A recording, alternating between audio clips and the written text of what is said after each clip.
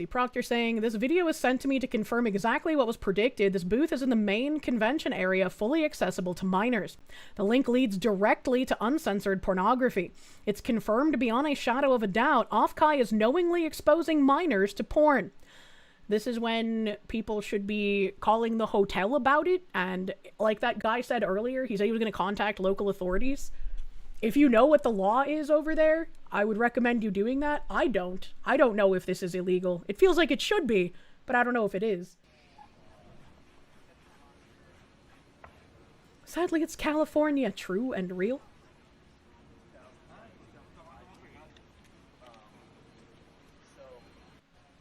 Can I just say, that's really weird that there's like 2 old men working on the Fansly booth. I mean, I get that you need someone to be doing the grunt work of, I don't know, having the Fansly booth in the main convention area and then having middle-aged balding men working on it.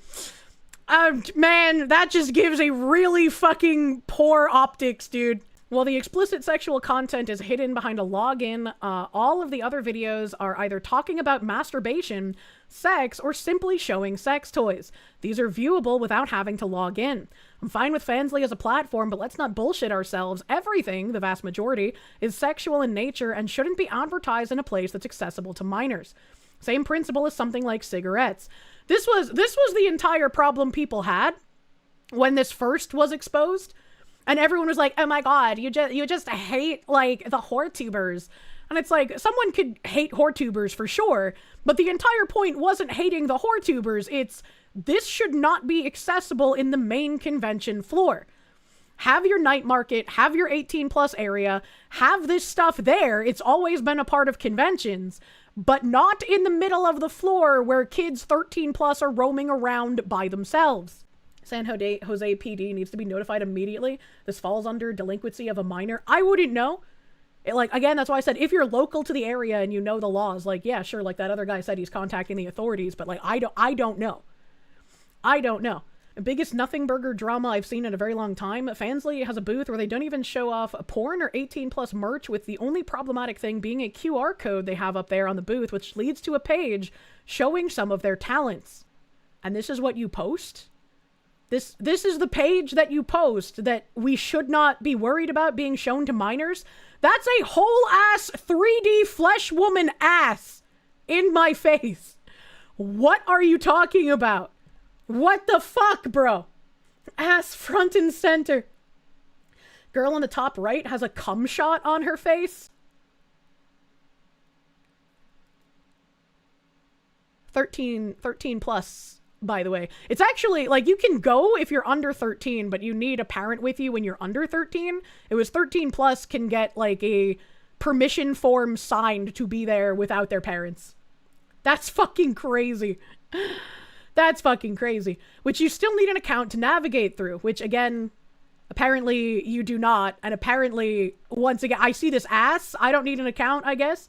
This chick has a cum shot. I'll still give Offkai flack for letting that one slip through the cracks, by the way. Genuinely getting tired of, won't someone please think of the children bullshit, because if this was really about that, you'd ban all fan service or skimpy anime stuff from all anime conventions, period.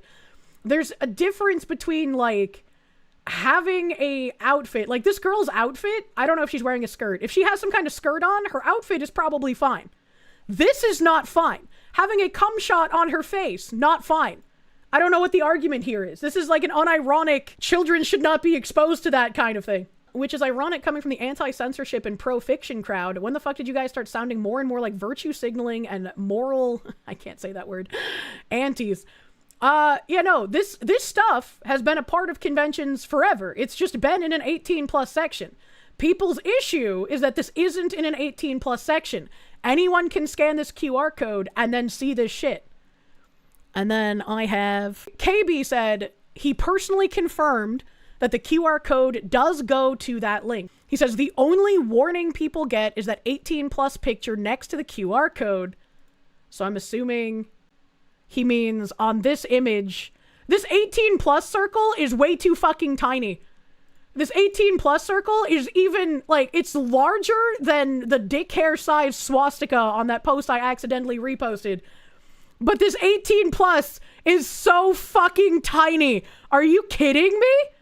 Are you fucking kidding? Like, I know it says 18 plus only above the Fansly thing, but it says 18 plus in a very tiny circle next to the QR code. Are you fucking kidding, bro? Holy shit. Nothing on the website itself says 18 plus once you land there. And this that I'm about to play is a video of KB looking at some of the videos that are available for people without a Fansly account. So he does not have an account, and these are the videos he's able to access via that QR code on the Fansly booth. And he already said one of the clips has exposed nipples, so he censored them.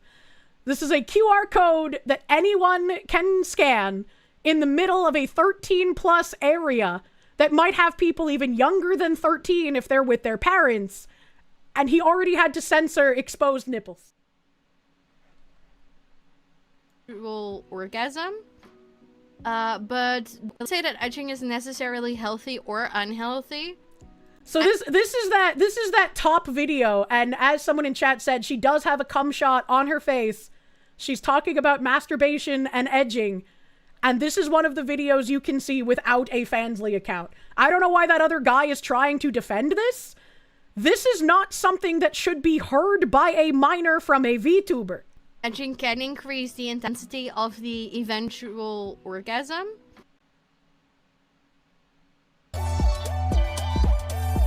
Subscribe to unlock the full video.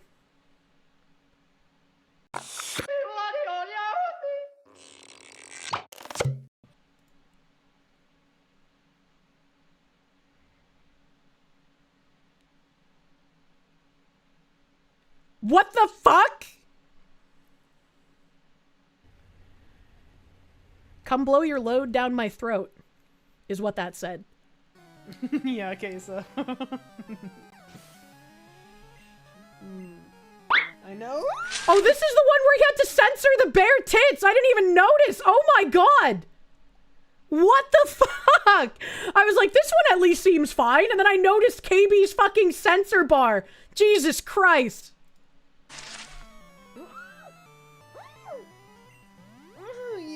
Yes, you can leave the lepers.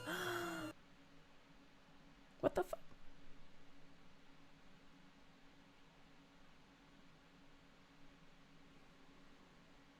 I can't stop thinking about... I can't stop thinking about that. So, like, all that we're left to figure out here is that all of these creators surely are fine with 13-year-olds seeing their erotic content. That's kind of fucking weird. Like, if I was one of these creators, I'd also be pissed at Fansly right now. Because it's like, why are you in the middle of the main convention floor with a QR code that shows this shit to minors? Like, I would also be pissed if I was one of these creators, dude. I can't stop thinking about that fucking hentai where the guy just uses her while she's reading his manga. So wait, she's holding a fucking dildo too! What the hell? Fuck, so we're gonna... The way that she's moving, does she have a while vibrator? She's reading his manga, so it's like, what the fuck? Fuck, so we're gonna...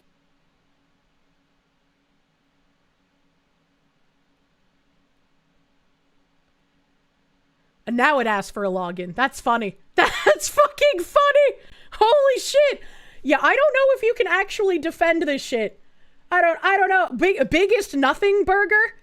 Biggest Nothing Burger, and it's literally promoting porn to people where 13 plus can, like, look at it. That's fucking insane. They killed Cursive, so you'd need a translator to read your own history. 2 generations now, that's what we've manufactured. You can thank progressive ideologue Randy Weingarten and the American Federation of Teachers. In 2010, Cursive was quietly stripped from Common Core. No debate, no vote, just gone. Replaced by keyboarding and test prep. Fast forward to today, and the results are exactly what any thinking person would have predicted. Drew Gilpin Foss, former Harvard president, not exactly a conspiracy theorist, walked into her Civil War seminar and discovered that 2/3 of her Harvard undergraduates could not read cursive. 2/3 at Harvard. One student admitted he'd reshaped his entire senior thesis to avoid sources with handwriting. Another abandoned Virginia Woolf because she couldn't read Woolf's letters. Let that sink in. The elite are being graduated illiterate in their own language's written form. What's actually being accomplished here? And I want to point out, I talk very frequently about how the communists who have infiltrated all of our different sectors of life are trying to rewrite history. We laugh at the modern audience and how they do not buy these games or these movies or these TV shows. They don't buy any of this woke slop that's coming out. And I keep trying to remind people that is because the modern audience does not exist. They are trying to create it. The insidiousness, especially when you get to the things that it's like, well, only 10% of it is woke, the rest of it is fine and even fun, actually. This is how they get more people to defend what they're doing. History is being rewritten in book form, it's being rewritten in spoken word form, and it's being rewritten in our entertainment. And every time I talk about this, I inevitably get some people who are like, well, I'm going to show my kids the classics. And it's like, yes, that's what a lot of us intelligent people plan on doing. But it doesn't matter if you and a handful of other intelligent people are doing the right thing by teaching your kids real history, if the communists are teaching subversive, incorrect history to the majority of people. If the majority are being taught incorrect history, usurped history, subverted history, your children who know the real history will not matter, essentially. They will be shunned and outcasted in the same way that we are now, probably even worse. And so we need to make sure that this kind of thing does not happen. You need to stop the subversion in its tracks. If you cannot even read your own history, you are now going to be reliant on these subversives to teach it to you wholesale, and you will not even be able to check their receipts. Entire generations not able to read cursive is a problem. I can't write in cursive because my handwriting is fucking atrocious, but I can at least fucking read it. You saw firsthand in college from 2017 to 2021, the number of people who couldn't read cursive and lacked basic reading comprehension was terrifying. You heard the phrase, just tell me what to think, a concerning number of times. I'm not surprised at that. Again, we're in a very unfortunate time right now. And more people need to understand just how much is being rewritten and taken away. The Declaration of Independence is now a foreign document to most Americans under 30. They can't read it. They depend on someone else's transcription, someone else's framing, which is why we have tons of young people screaming about my Constitution, while their party is the one quite literally using it to usurp everything around us and bludgeon people with it. It's very sucky. Grandma's letter from the war, mom has to transcribe the birthday card, the direct, unmediated connection to your own bloodline, now severed. Original manuscripts, land deeds, family Bibles, journals, contracts, all of it now requires a credentialed interpreter. A new priesthood of specialists who tell you what your history says. Faust herself spelled out the implication with brutal clarity. Just imagine if you had some contract that you had signed and you couldn't read it, and someone told you, well, this is what's in the contract, and then later you might find that it was something else. That's not a bug, that's the feature. When a population can't independently access primary sources, history becomes whatever the gatekeepers decide it is. The past isn't discovered, it's assigned. And a person who needs permission to read their own inheritance is a person who's been quietly and thoroughly disempowered. The technocrats will tell you it was just pragmatic modernization, nothing to see here. Just optimizing the curriculum for the 21st century economy. Funny how the optimizations always seem to produce citizens more dependent, more disconnected, and easier to manage. Teach your kids cursive, buy the workbook, spend 20 minutes a day, not because it's charming or vintage, but because of people who can't read their own founding documents in the original hand are no longer a free people. They're tenants in their own civilization, renting access to a past that was stolen from them, one curriculum meeting at a time. And he's completely right. He's completely right. And I think this feeds into a lot of the bridge shit that we talk about. And again, the communists having taken over quite literally every institution that we have available to us. David, thank you. You'll forever continue to say, until we stop education from being 20-1 in favor of the left, this will never get solved. Conservatives need to stop staying homeschool and retake the public schools. Yeah, it's going to be very hard to get all of the communists out of schools. I do not know how you would even do that. Right, we have the President Bukake guy who basically showed us what needs to be done with judges, but how do you deal with the school marms, right? Goth influencer Miss Tattoo and her boyfriend shot dead over alleged debts. Brazilian goth influencer Ulysses Marcelli, known online as Miss Tattoo, and her boyfriend have been shot dead on a rural roadside. Marcelli, 30, and Vinicius Souza de Carvalho, 28, were discovered by a farm worker in the Vera Cruz district of Porto Seguro, Bahia, in July 18th. Both victims had suffered fatal gunshot wounds. Police believe they were killed the previous day before their bodies were discovered. That's unfortunate. She do be wicked pretty. According to reports, investigators suspect the couple may have been held captive before they were shot. Forensic teams reportedly recovered 7 spent bullet casings from the scene. Marcelli's phone was also found and seized for analysis, while Carvalho's phone is still missing. Authorities are investigating whether the killings were connected to an alleged debt linked to drug trafficking or the sale of narcotics by a criminal organization operating in the region. However, police have not officially established a motive or identified those responsible. No arrests have been announced as the investigation continues. Marcelli had nearly 20,000 followers on Instagram, where she shared her goth style, tattoos, motorcycles, and work as a fire performer. She described herself as a 4-time Miss Tattoo winner and was a familiar figure in Porto Seguro's alternative music scene. She'd been announced as one of the presenters for the Rock Gaia Festival, which is scheduled to take place on July 25th. On Thursday, we joyfully shared that Ulysses would be part of the Rock Gaia Festival as one of our presenters, organizers wrote in a tribute. Today, with profound sadness, we say goodbye to her presence among us. The festival said it was struggling to find the words to process her death, adding, "It's hard to believe that someone who was about to share such a special moment with us has left us too soon." This recent death comes as other influencers have died from suspected organized crime groups. Earlier this month, a 15-year-old streamer was found dead in black trash bags. What the fuck? After allegedly being kidnapped by armed men from a soccer pitch in Honduras. Bro, what the fuck is going on? Also in July, Mexican environmental influencer Alex Serna was found dead months after he said he had received threats over his reporting about environmental damage, land disputes, construction projects, and possible corruption in the government. Yeah, if you're investigating government corruption, you need some like crazy fucking security. Maybe even just go live on like a remote island for a while, you know? That is incredibly sad. I don't know what life in Brazil is like, so I don't even know how you get tied up in like cartel nonsense, like they possibly say is what happened here. It's also a little suspicious that her boyfriend's phone is missing. It's like, what if he was involved with like some weird drug trafficking or cartel bullshit and she had no idea about it?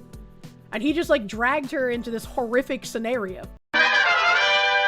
Zohran Mamdani attending Friday prayers at a mosque where the imam literally called for the killing of infidels, non-Muslims.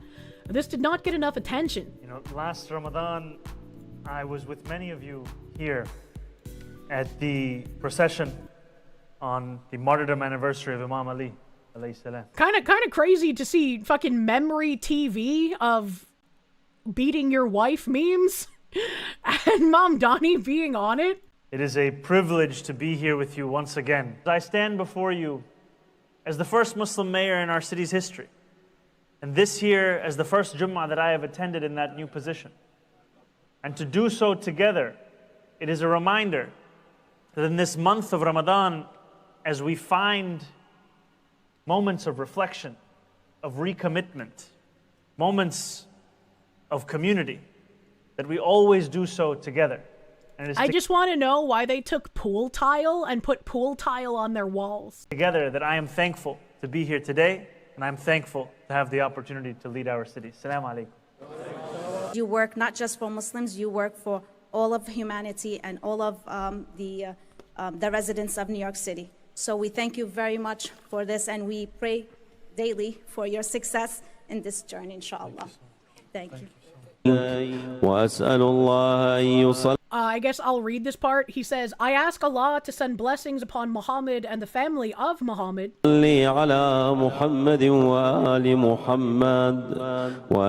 And to make me among those who await you, the Mahdi, to follow you.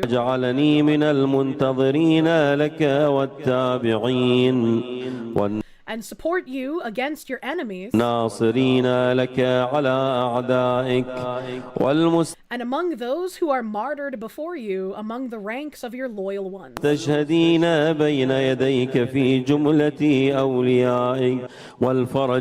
Through your hands comes the relief for the believers.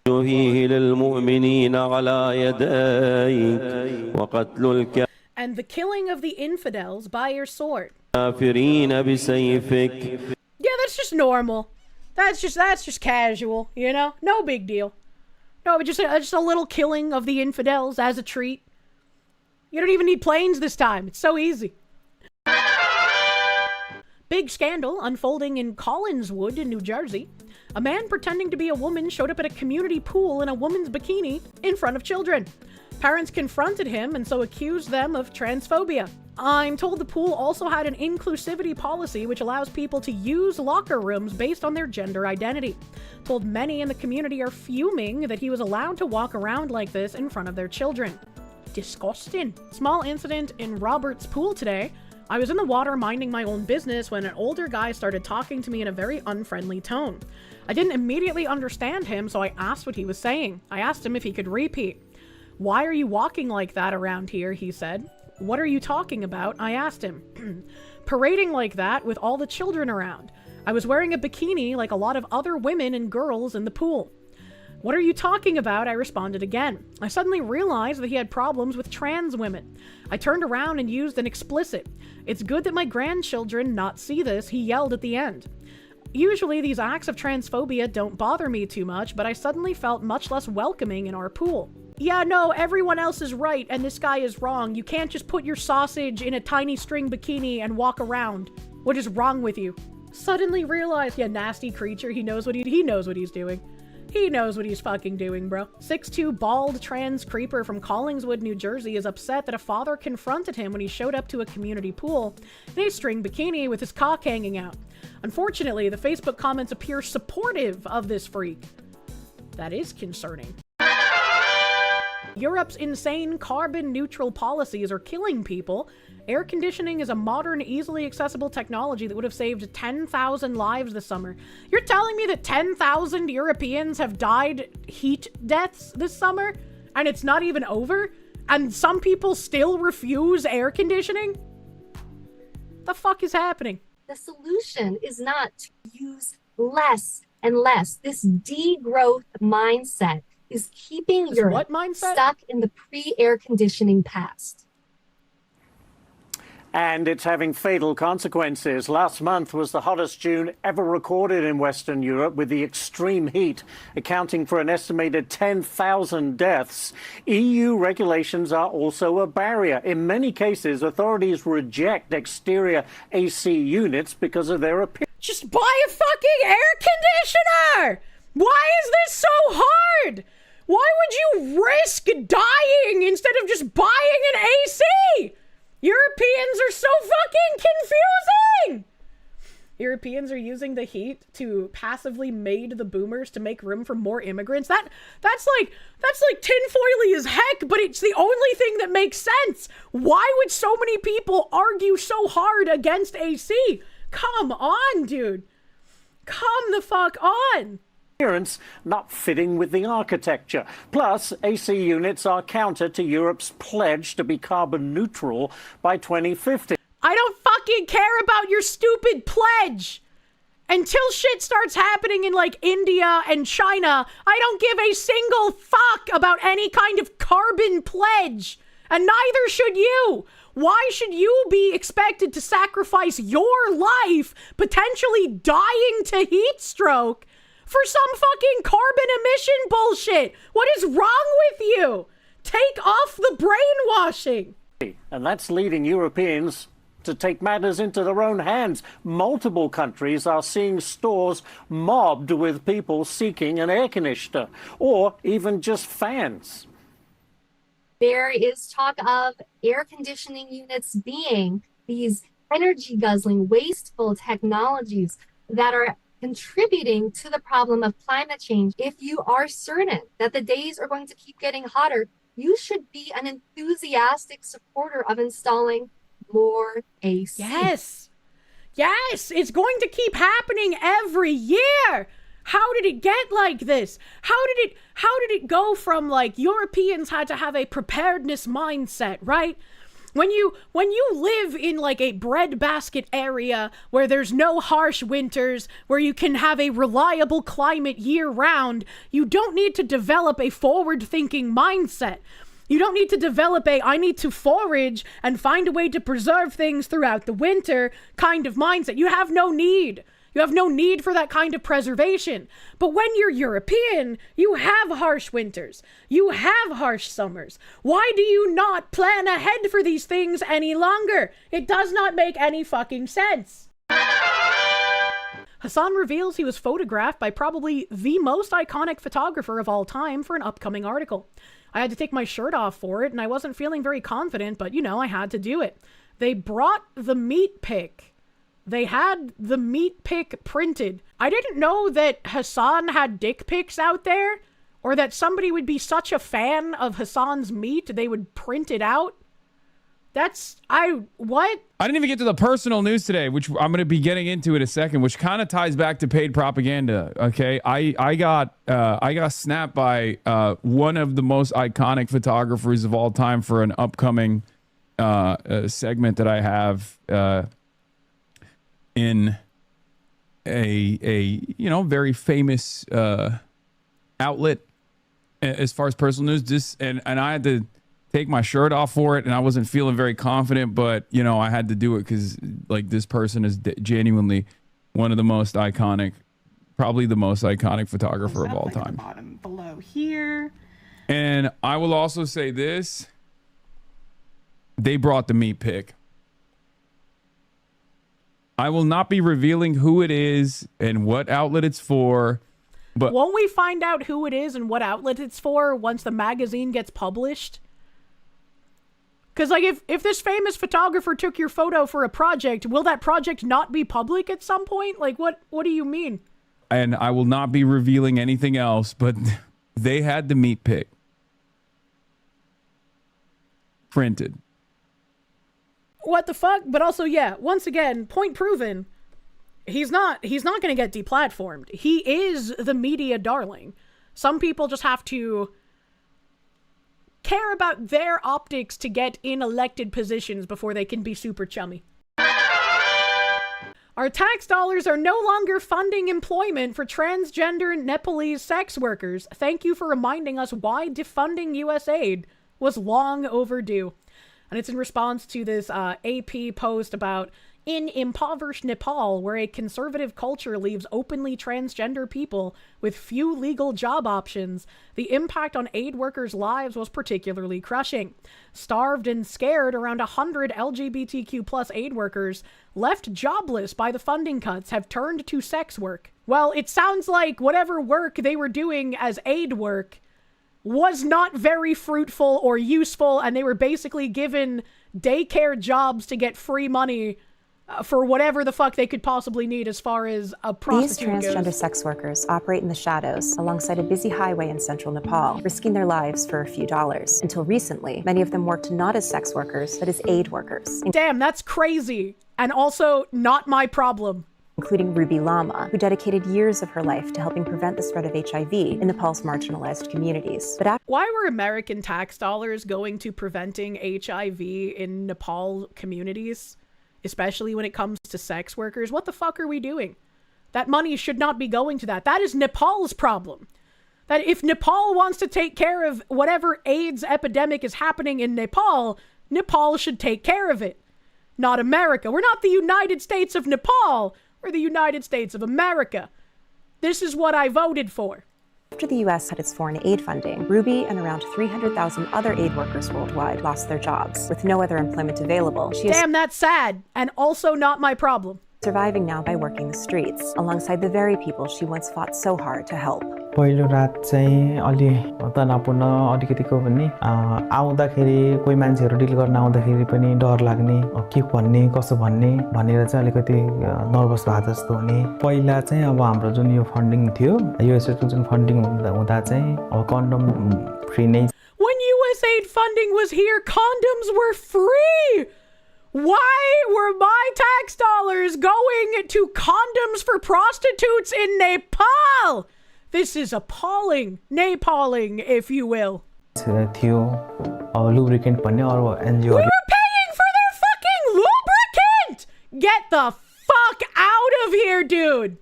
बाँड्दैन हाम्रै friends हेटौडाले हो यहाँ हेटौडामा चाहिँ म कनपुरमा अनि यसले पनि फ्रीमै बाँड्ने हो As no other NGOs were distributing it, and they shouldn't! We should not be paying for lube and condoms for anyone in Nepal! फ्रीमै थियो यो पनि अब जस्तो यो एचआईभी को ट्रिटमेन्टहरु एचआईभी रोक्नको लागि चाहिँ खाने यो प्रेपहरु चाहिँ निशुल्कै थियो All of it was free, but now it was not free! It was not free! We were paying for it, and now we're no longer paying for it! Ask your government to fix your problems. They think this makes us feel sorry for them. It just justifies our choice. It's supposed to make you feel sorry and like, if you don't feel bad for their bad lot in life, you're leheckin' bigoto. But it's like, no. No, we have people at home that need to be taken care of. Why are we funding this bullshit elsewhere? They have governments. They have communities where they live. They can get this help outside of American tax dollars. USAID money goes away. Nepal has a boogaloo in like a month. Coincidence? We're not the world police or the piggy bank, right? Exactly. Basically, our taxes were paying Nepalese prostitutes to give other Nepalese prostitutes supplies and funding to have sex. Why? That's a great question. That's a great question when you think about how much of our aid has caused population booms in other countries, and yet we were suffering from a downturn in birth rates because people couldn't afford to have children. When you're subsidizing the entire world's ability to have kids, it's no wonder there's no money left at home for you to do so. Moral degradation. It's like when the BBC tried to spin the story to make us feel bad about the father selling his daughter into prostitution. It's like, I don't feel bad. I feel bad that the daughter has such a shitty fucking father, but that's not our problem. That's not something that, like, we have to be solving. It's like he didn't need to sell his daughter into prostitution either. That's a shitty mindset, and you're letting him go scot-free for doing a horrible thing. We also have good news. Tim Walz appointee Vance Boelter has been sentenced to 2 life sentences plus 40 years for the murder of Minnesota House Speaker Emirata Melissa Hortman. Boelter's vehicle was found with no King's flyers on the seat and killed Hortman and her husband soon after she voted against health care for illegals. Will Walz pardon this guy too? Well, this guy wasn't a pedophile, so I don't think Walz will pardon him. I know that people will be hurt by that vote, and we worked very hard to try to get a budget deal that wouldn't include that provision. And this is a very courageous woman, because she, in this moment, was probably battling every single internal womanly instinct that was screaming at her to take care of those poor little illegals. And she still was like, as much as my woman brain wants me to do that, as much as I know this is going to harm people, it needs to be done, because more harm will come if it is not done. That thing still glows to you? It absolutely glows to me. Are we sure Tim knows nothing about this? Absolutely nobody would be surprised. You know, the way that Tim Walz acts, it does make you wonder how much he knew about this. It certainly does. It makes you wonder. The Massachusetts House of Representatives just passed a bill that removes the 24-week limit on abortions. Under this bill, a baby can now be murdered up to the point of birth. The bill now goes to the state Senate. And this says, Commonwealth of Massachusetts, an act prioritizing patient access to care. be it enacted by the Senate and House of Representatives in the General Court assembled and by the authority of the same as follows. Section 12N of Chapter 112 of the General Laws, as appearing in the 2024 official edition, is hereby amended by striking out in lines 1 to 9, inclusive, the words, "No abortion may be performed except by a physician, and only if in the best medical judgment of the physician it is 1. Necessary to preserve the life of the patient, 2. Necessary to preserve the patient's physical or mental health," adding mental health there is an interesting one, 3. Warranted because of lethal fetal anomaly or diagnosis, or 4. Warranted because of a grave fetal diagnosis that indicates that the fetus is incompatible with sustained life outside of the uterus without extraordinary medical interventions.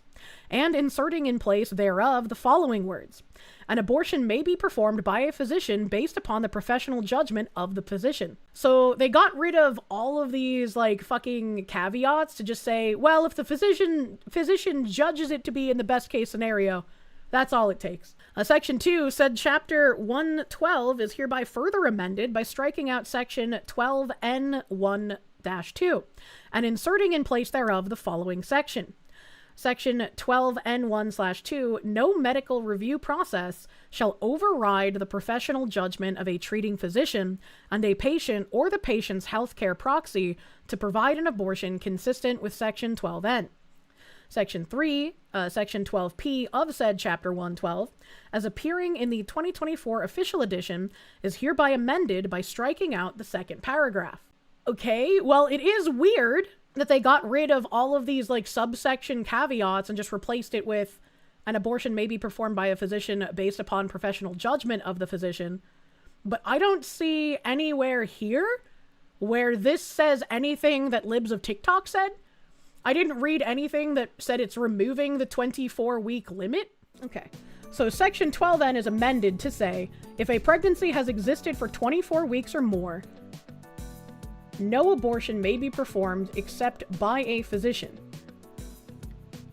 So that is all struck out, and now it reads, Section 12N, if a pregnancy has existed for 24 weeks or more, an abortion may be performed by a physician based upon the professional judgment of the physician. Okay, so yeah, they are amending it in a way that if the physician says it's okay to have one, then you can have one. They struck the caveats, leaving it in the hands of the physician. I think it would have been much better if Libs of TikTok had included this in her thing. Because like nobody's gonna know what the fuck this is talking about down here. Yay, there were receipts. Oh no, it was true. Again, I'm glad that there are receipts. I am not glad that this is true. That's kind of fucking what the fuck. Chaya's a little special at times. I feel like a lot of these big Twitter accounts, they don't put sources for a lot of the things that they see. And so it's like, I see someone say something and I'm like, okay, now I have to hunt down an article or something to see if it's true or can be corroborated by anyone else. They also further amended it to say that the physician's judgment cannot be overwritten by any review process. That part's important. That's true. That is very true. And thank you for saying that again, because you are correct. The fact that it's further amended to saying that no medical review process can override a physician now saying, yep, you can abort your child right up to birth. That's kind of fucking wild that there's like just no oversight, nothing that could stop it from happening. I don't think it's okay to have abortions that late. I think that I am very, very classically pro-choice, where it's like the safe and rare kind of option. I never remember the fucking slogan for it. But it's like, it should happen in very, very rare cases, and it should be able to be offered to people in those rare cases by actual doctors, instead of having to get it done in a back alley, right? But we've had such a fucking crazy slippery slope that it's like, what the fuck is happening? What the actual fuck is happening? Why have so many people pivoted into being pro-abortion instead of pro-choice? Pro-choice means you respect both sides of the issue, man. Melissa Chaudhry, a Democratic congressional candidate in Washington's 9th District, has acknowledged that she does not publicly promote LGBTQ+ rights on her campaign website because she does not want to alienate Muslim voters. When asked why her campaign lacked references to LGBTQ+ rights, despite saying she supports them, Chaudhry replied, because a lot of Muslims do not feel that way, unfortunately. She also said she was careful about her Muslim constituents. The comments sparked backlash from Washington Stonewall Democrats, whose chair, Andrew Ashiofu, said our community is not expendable. I got some bad news for Andrew if he actually believes this. When you make allies with Islamists and communists, you are absolutely expendable. And the more revolutionary thinking you have and the more civil rights forward thinking you have, the more expendable and the more you're going to get the bullet in the first round too, you have become. LGBTQ plus rights are not optional, they're foundational to any candidate seeking Democratic support.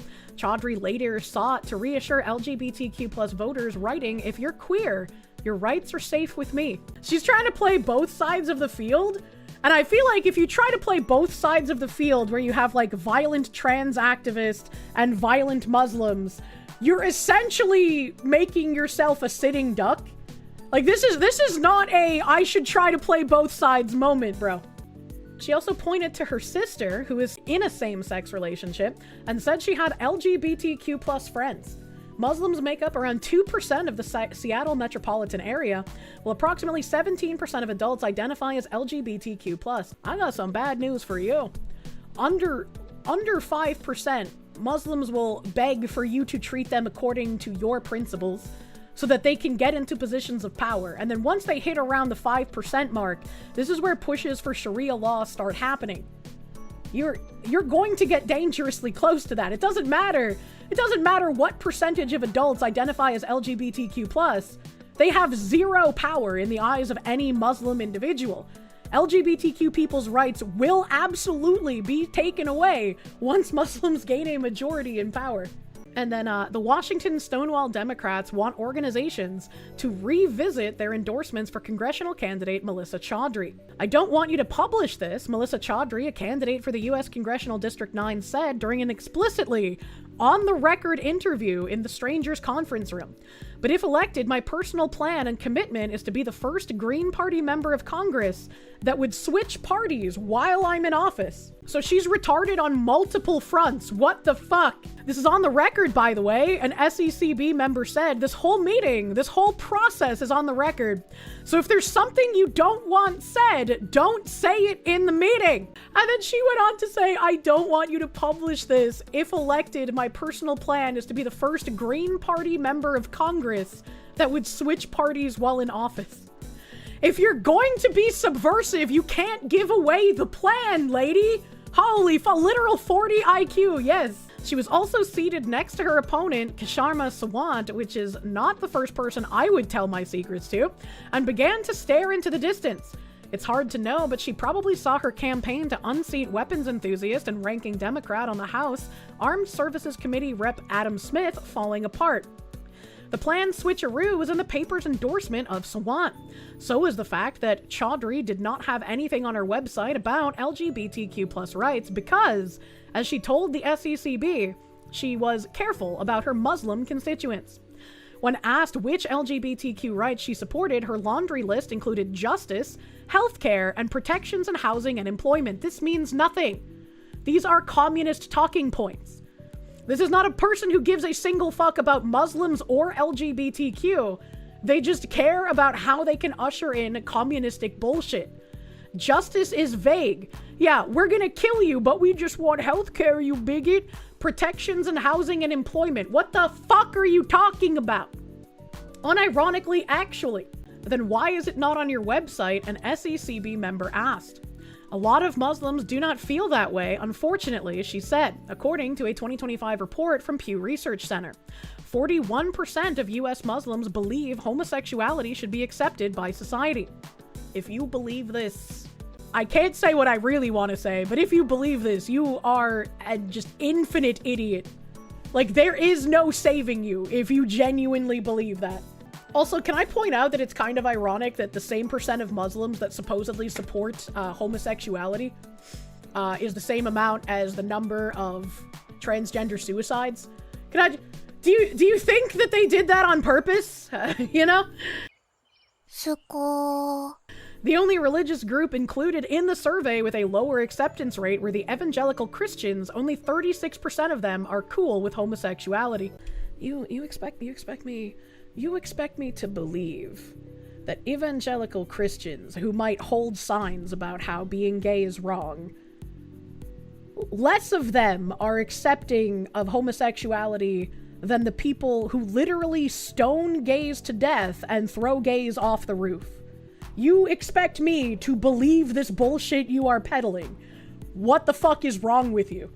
Actual fucking retardation.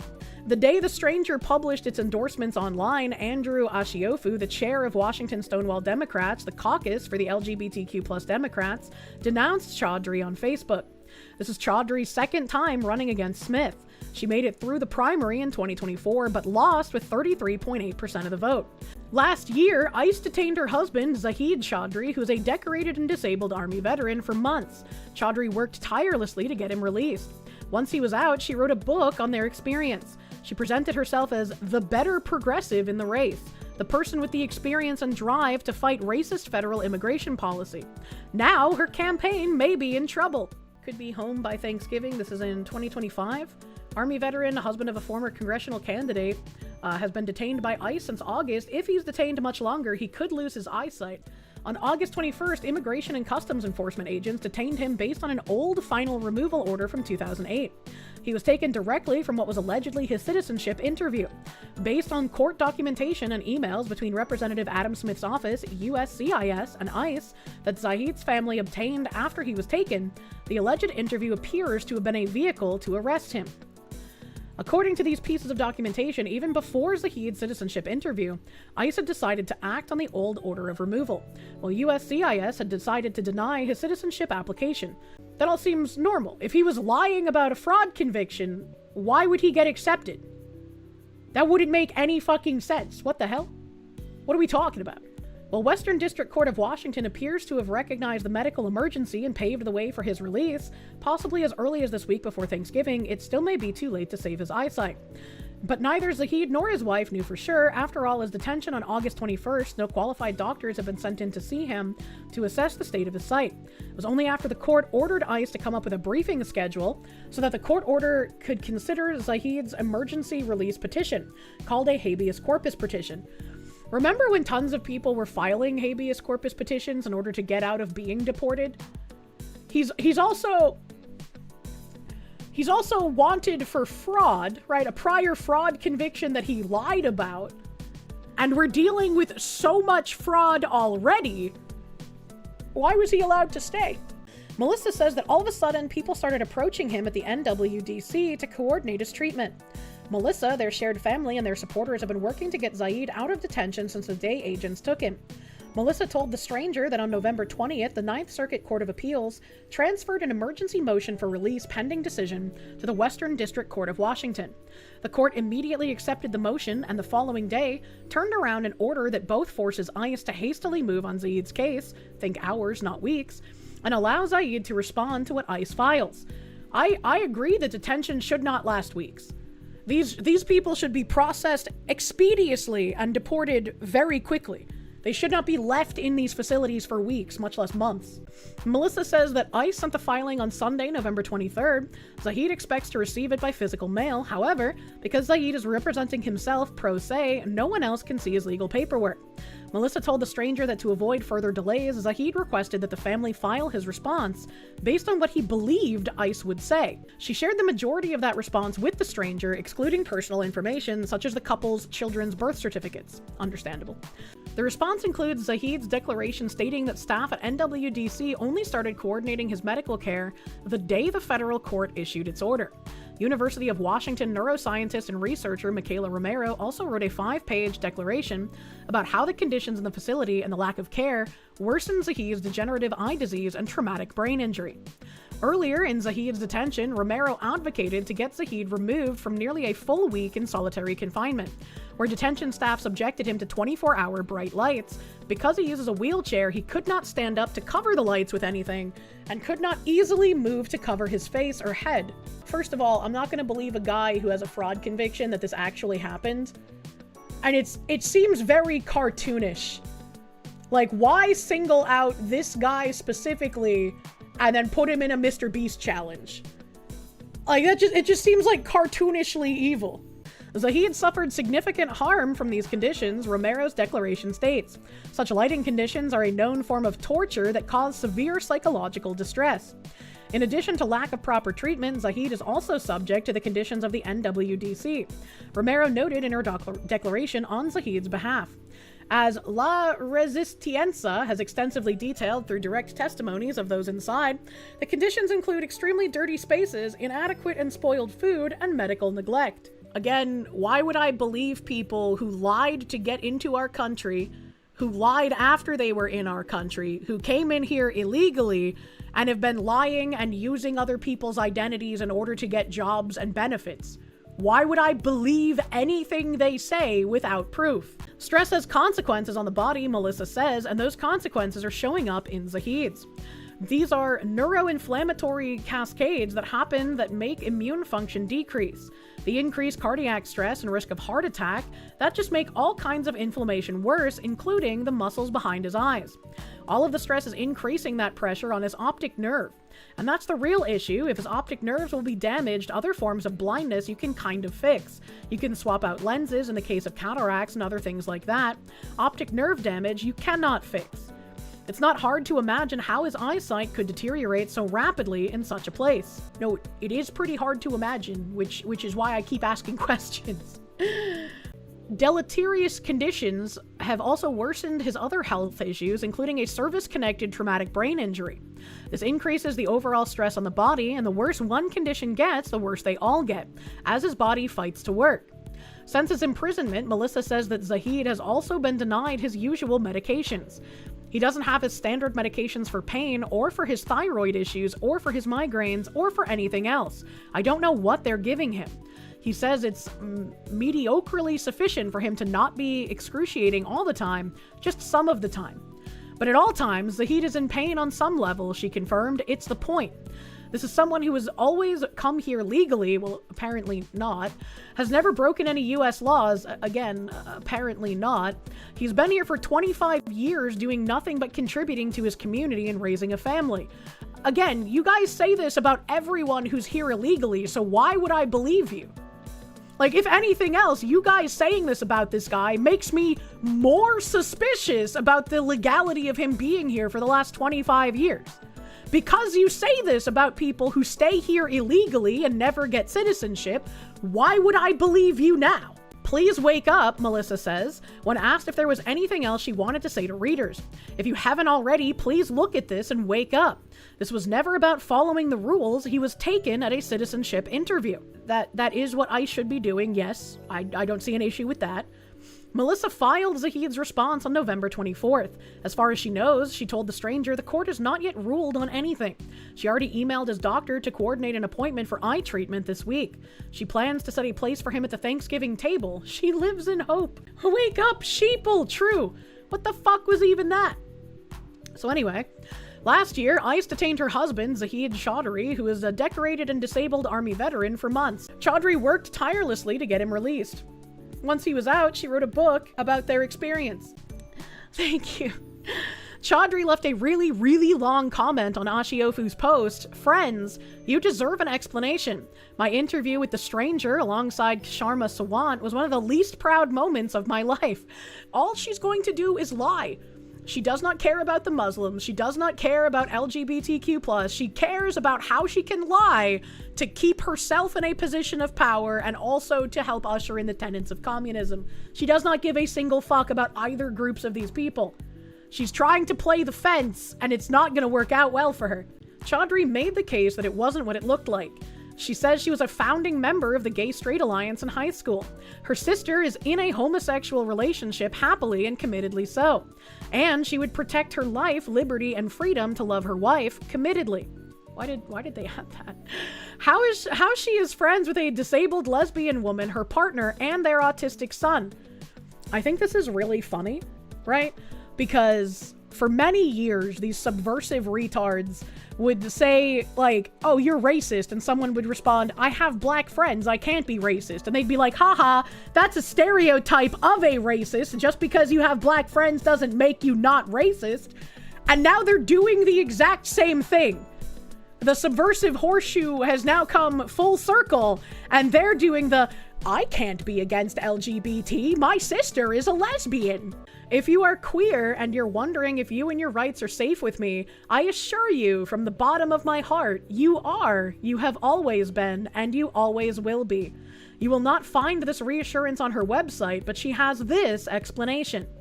In the midst of all that, as she laid the groundwork against me, I was, of course, fielding questions from reporters who were hearing these attacks in real time and getting influenced by them.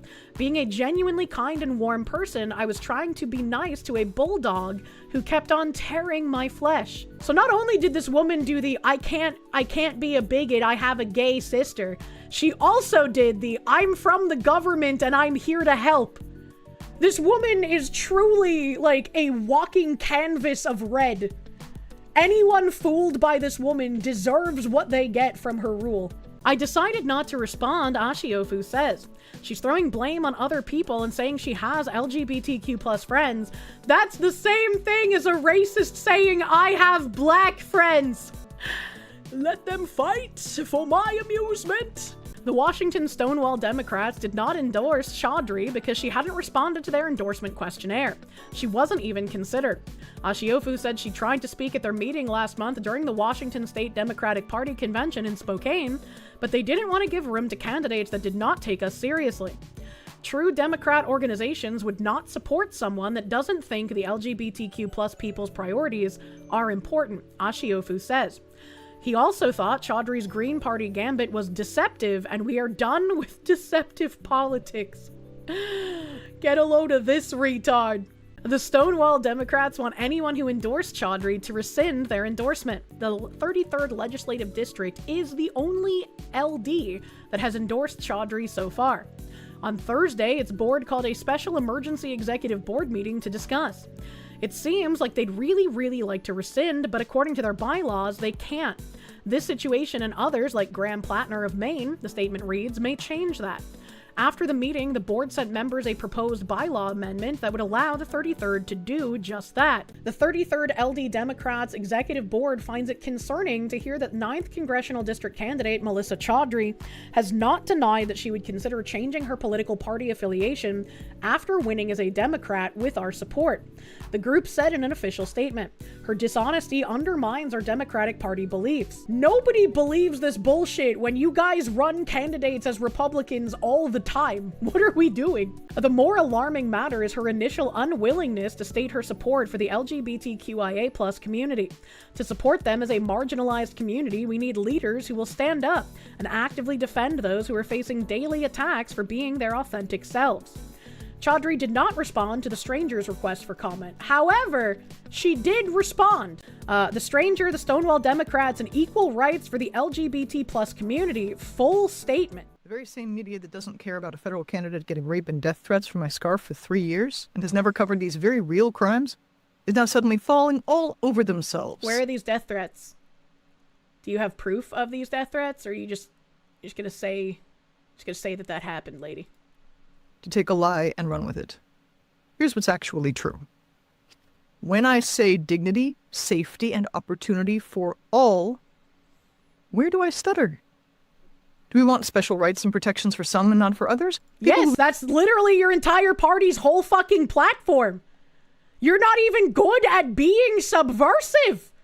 Somehow, foreign Somalis are better at being subversive than you, low IQ white woman. Never watched my videos, read my website, or started a simple conversation with me have now convinced themselves of the lie that I'm a terrible bigot in hiding and I deserve assassination, reputational or otherwise. It's crazy how they sound when they have to deal with, supposedly, even half as much as anyone in the center or the right has had to deal with for years. Maybe that would cause some of them to look inward, but instead they just double down and they're like, no, comrade, I will be part of the ruling class. Amazing that I'm getting that from the left and the right.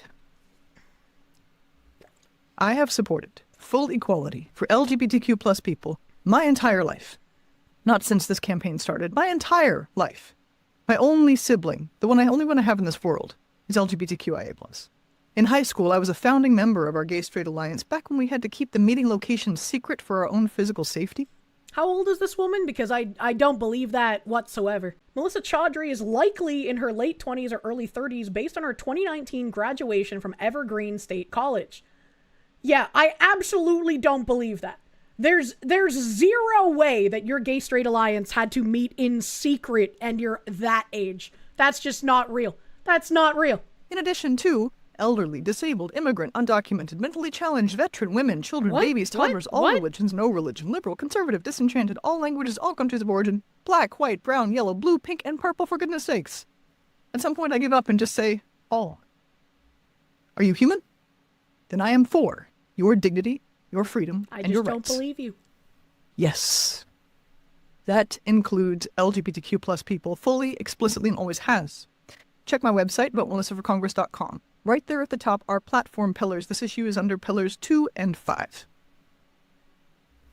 Let's talk about the Washington Stonewall Democrats, the LGBTQ+. She has the same speaking mannerisms as Chris Chan. Oh no! Do you think Chris Chan will ever try to run for Congress?